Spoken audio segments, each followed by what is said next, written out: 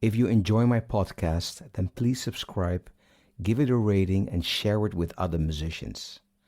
I also host another podcast, the Mike Del Ferro podcast, with travel stories, interviews with wonderful people, and more. You will find it on Spotify and all other podcast platforms or via my website, mikedelferro.com.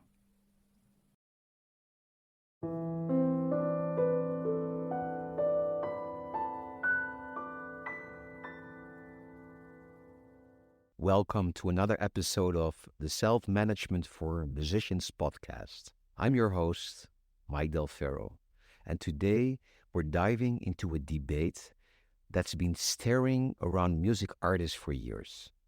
The big question: should you still release CDs, or is it all about streaming and vinyl now?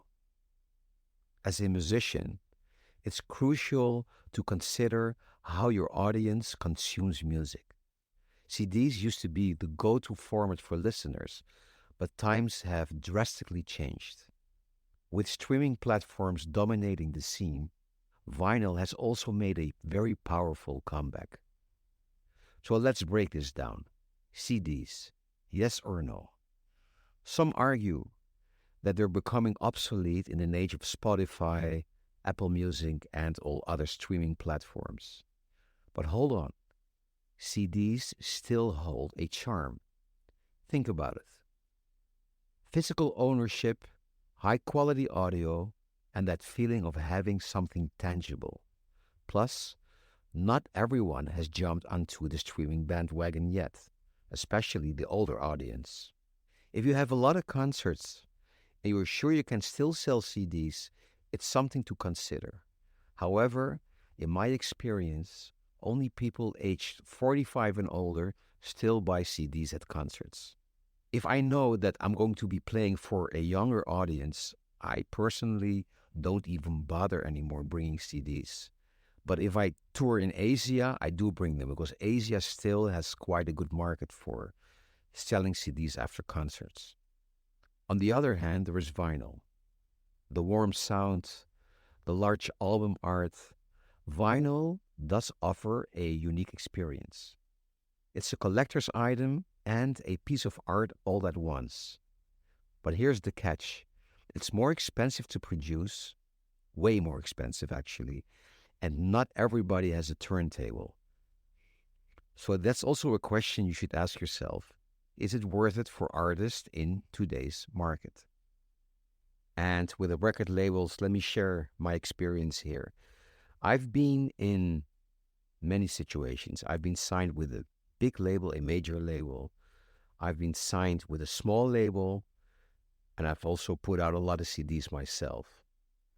And in my experience, it's much better to be big with a small label than small with a big label or a major label, especially if your music is not commercial. When I got signed with a major label, I noticed that most of their attention went to their big commercial, big selling artists, and hardly any promotion budget and attention went to the smaller artists. And then I got signed for a series of CDs with Challenge Records, and they did a fantastic job with promotion, giving me the attention I needed, me as an artist, of course. They really did a great job, and that's the difference.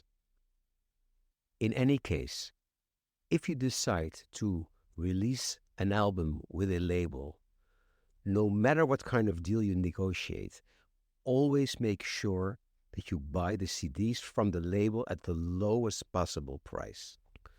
Another option, if you want to release CDs yourself without a label, there is a fantastic CD factory in Lithuania, which is very, very affordable. Let me know if you want to know more about this factory, and I'll be happy to send you the contact details and their website.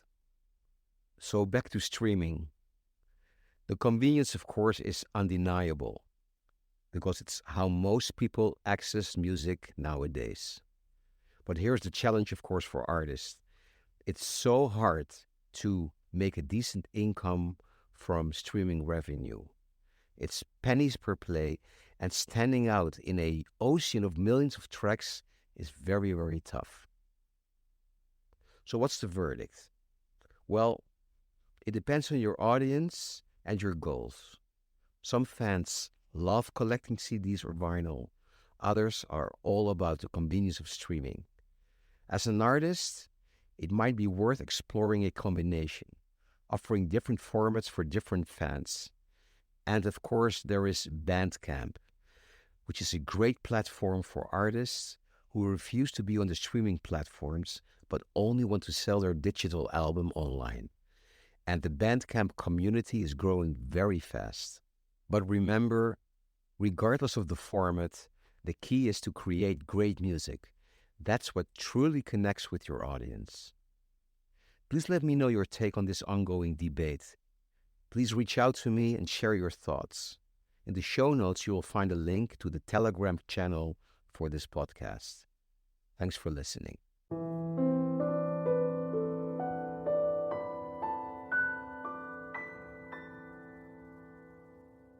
If you enjoy my podcast, then please subscribe, give it a rating, and share it with other musicians.